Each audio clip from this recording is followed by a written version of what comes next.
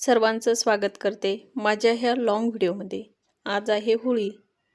होळी म्हटलं की सगळ्यांच्याच घरामध्ये पुरणपोळी केली जाते किंवा पुरणपोळी बनवली जाते। होळी रे होळी पुरणाची पोळी। आपल्या याच्यामध्ये हे जे मराठी सण येतात किंवा हे मराठी सण आपण जे साजरे करतो उत्साहाने, त्या सणाच्या दिवशी एकदम घरामध्ये प्रसन्न वातावरण राहतं। सणाच्या दिवशी पूर्ण दिवस आहे ना हा कामामध्येच जातो आणि त्या दिवशी आपण थकत सुद्धा नाही, अशा उत्साहाने हे सण साजरे केले जातात। सगळ्यांनाच मराठी सण आले म्हणजे नवचैतन्य येतं। होळी जळाली थंडी पळाली असे सुद्धा म्हटले जाते। आता होळी जळाली म्हणजेच गरम पाण्याने अंघोळ करण्याचा ऋतू गेला। तुम्ही आता थंड पाण्याने अंघोळ करू शकता असे हे होळीच आपल्याला सांगून जाते। हिंदू संस्कृतीमध्ये सणांची कमतरता नाही। आपल्याला जितके सण आनंदी आणि उत्साही तितकेच अर्थपूर्ण सुद्धा आहेत। अशाच वाईट गोष्टींची आहुती देण्याचा व रंगांचा सण म्हणजेच होळी। शेवटच्या मराठी महिना फाल्गुन या महिन्यामध्ये पौर्णिमेला येणारा सण म्हणजे होळी आपण साजरा करतो। तसेच या सणांचे धार्मिक आणि शास्त्रीय महत्त्व सुद्धा आहे। होळीचं दहन मनुष्याला आपल्या मनातील वाईट विचार होळीप्रमाणे आगीत जाळून राख करायचे आहे। हेच तर या गोष्टीचं प्रतीक आहे। त्यामुळे आपल्याला आपले मन निर्मळ ठेवायचे हीच सगळ्यांकडून अपेक्षा। चला राहिलेले कामं करते आणि तसं तुम्हाला शेअर करते। हाय हॅलो, मी छाया। मी सर्वांचं स्वागत करते परत एका छानशा नवीन व्हिडिओमध्ये। आणि आपल्या या मराठी यूट्यूब चॅनलवरती सर्वप्रथम सगळ्यांना श्री स्वामी समर्थ। श्री स्वामी समर्थ, जय स्वामी समर्थ। सगळ्यांना आजचा दिवस छान आरोग्यदायी आनंदाचा जावा आणि तुमच्या मनातील सगळ्या इच्छा पूर्ण अशी स्वामीजींनी प्रार्थना करते आणि आजच्या एका छानशा नवीन व्हिडिओला सुरुवात करते। तर चला, बाहेरचं सगळं आवरून झालेलं आहे। आज होळी, तर माझ्याकडून सगळ्यांना होळीच्या खूप खूप शुभेच्छा। तर इथं मला आता देवाऱ्यातल्या देवांची देवपूजा करायची आहे, तर इथं मी फुलं तोडून आणलेले आहे। तर चला मी आता छान अशी पूजा करून घेते। आज पुरणपोळीचा स्वयंपाक बनवायचा आहे, तर पुरणसुद्धा एका साईडनं लावून देते गॅसवरती आणि तोपर्यंत मग देवाऱ्यातल्या देवांची देवपूजा करते।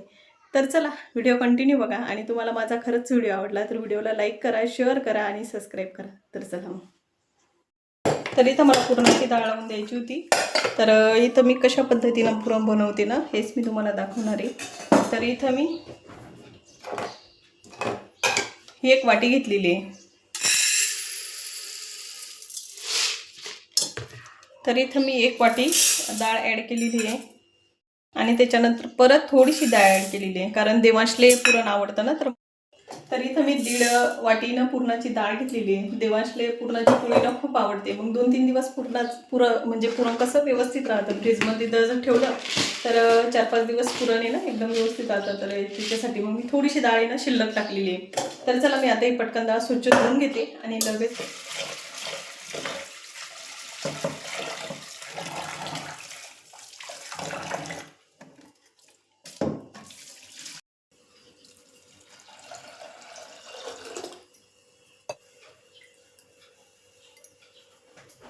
तर इथं मी गॅसवरती एका साईडनं पुरण लावून दिलं आणि लगेच इथं मी छान अशी देवाऱ्यातल्या देवांची देवपूजा करून घेतलेली। ती काही मी तुमच्यासोबत जास्त शेअर नाही केलं।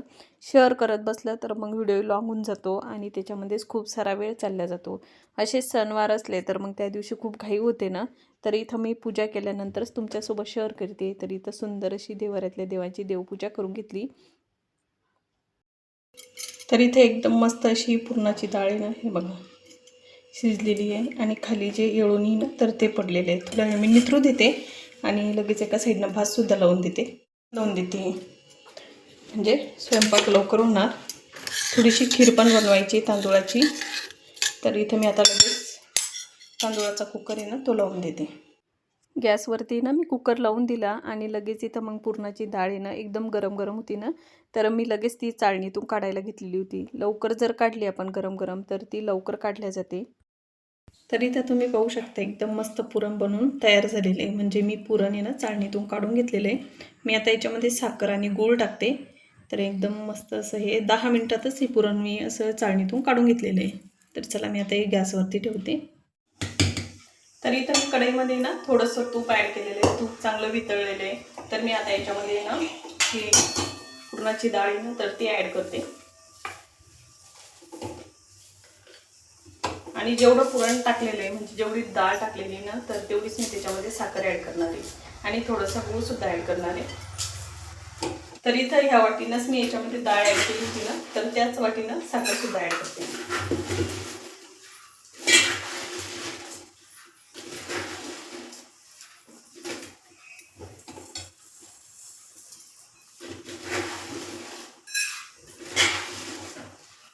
तर इथे 1 वाटी साखर ॲड केली, त्याच्यानंतर परत मी त्याच्यामध्ये थोडीशी साखर ॲड केली आहे.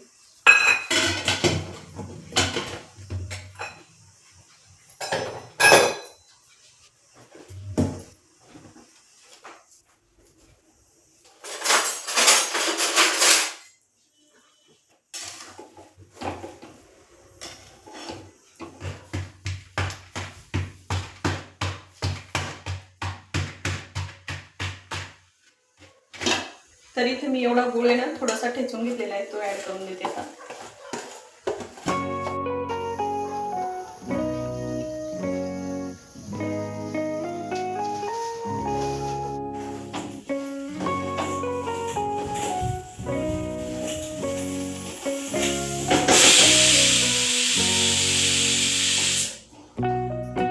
तर इथं एकदम मस्त असं हे पुरण इथं बनून तयार झालेलं आहे. तरी मी अजून ते 10 मिनटं होऊ देणार. आणि एकदम रवाळ पुरण म्हणतात ना, तर तशा पद्धतीचं हे पुरण झालेलं आहे. याच्यामुळं पोळी एवढी छान येते.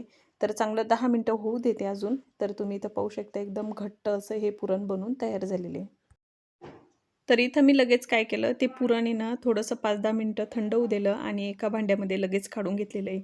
तर हे पुरण जर आपण फ्रीजमध्ये ठेवलं ना, तर त्याच्या पोळ्या एवढ्या छान येतात, एकदम टम्म अशा पोळ्या फुगतात आणि एकदम मऊ अशी पुरणाची पोळी येते. तर इथं संध्याकाळची वेळ झालेली होती, तर संध्याकाळची जी दिवाबत्ती होती ना, तर ती मग माझ्या मुलीनंच केली. दुपारी फक्त मी पुरण करून फ्रीजमध्ये ठेवून दिलं होतं आणि बाकीचा स्वयंपाक मग मी संध्याकाळी केला. तर इथं भज्याचं भिजून घेतलेलं होतं. एका साईडनं सार बनवलेला होता, म्हणजे कटाची आमटी, त्याच्यानंतर खीर बनवली होती. पण समोरच्या ताईनं तर त्यांच्याकडं होळी पेटणार होती, तर मला त्यांनी आवाज दिला. तर मी त्यांच्याकडेच पूजा करायला जाणार होते. तर इथं मी थोडंसं शूट घेतलेलं आहे. तर त्यांनी अशा छान त्या दादांनी ना गौऱ्या लावल्या, त्याच्यावरती थोड्याशा काड्या लावल्या आणि त्याच्यामध्ये ना आमच्याकडं एरंडाचं जे झाड असतं ना, ज्याला एरंड येतात, त्या बिया येतात, तर ते झाड लावलं जातं त्याच्यामध्ये त्या सगळ्या काड्यांमध्ये, गौऱ्यांमध्ये. तर ते झाड लावून नंतर होळी पेटवल्या जाते. त्याच्या मागचं कारण मला काही फारसं माहिती नाही, पण हे अशा पद्धतीनं केलं जातं. त्याच्यानंतर छान अशी ताईंनी रांगोळ टाकली होती. समोरच्या ज्या मॅडम आहे ना, तर त्यांच्याकडेच होळी पेटणार होती. तर छान अशी मग त्यांनी होळी पेटवली. इथं मी छान अशी तयारी करून घेतलेली होती. म्हटलं चला सण आहे ना, तर आपण साडी घालूया. आम्ही दोघींनी छान अशा साड्या घातल्या. त्यांनी पूजा केली, मी पण पूजा केली. पाण्यानं असे 5 फेरे मारून घेतले. असे मारावे लागतात. आमच्याकडं अशा पद्धतीनंच पूजा करतात. प्रत्येक भागामध्ये वेगवेगळ्या पद्धती आहे. आमच्याकडं जशा पद्धतीनं पूजा केल्या जाते ना, त्याच पद्धतीची पूजा मी तुमच्यासोबत शेअर करते.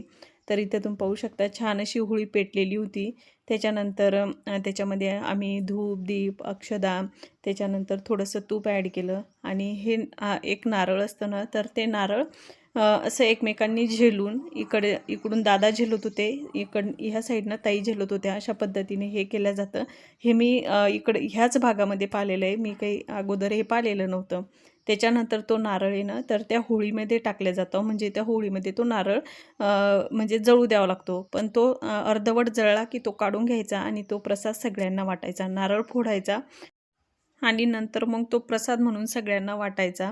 तर अशा पद्धतीने ही होळी साजरी केली जाते. तर आम्ही पूजा करून घेतली. त्याच्यानंतर आम्ही दोघींनी एकमेकींना हळदी-कुंकू लावलं. त्याच्यानंतर थोडंसं फोटोशूटही घेतलं.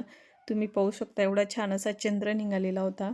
देवांशलाही दर्शन घ्यायला लावलं आणि त्याच्यानंतर मग मी घरी आले, कारण मला स्वयंपाकसुद्धा करायचा होता. तर इथं आत्ताच पूजा करून आलो. तर भजे करायचे बाकी आहे आणि इथं पुरणाच्या पोळ्या करायच्या बाकी आहे. तर मी आता भजे काढून घेते, लगे एका साईडनं पुरणाच्या पोळ्या सुद्धा करून घेते. तर चला सगळा स्वयंपाक करते आणि सगळा स्वयंपाक झाल्याच्या नंतर परत दाखवते. तर चला.